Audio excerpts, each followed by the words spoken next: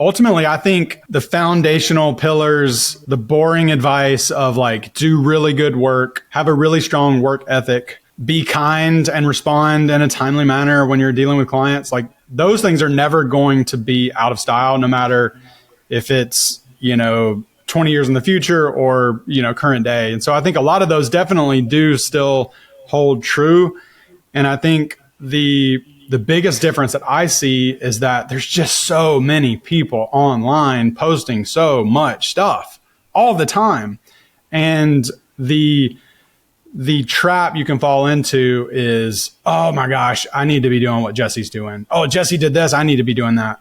Or, oh, that person did this, or why are they doing that? And you just get so many external voices and you try to modify your behavior to follow some imaginary script that either someone has directly or indirectly placed on you. And you kind of forget what you're even trying to do in the first place, or maybe you just don't know. And that's a good way to model it.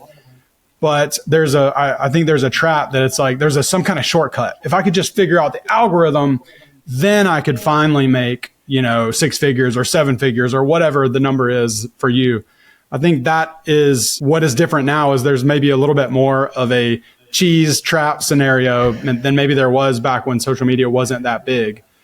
So I think it's just kind of important to remember, providing value for clients who pay for that value. That's ultimately what it comes down to.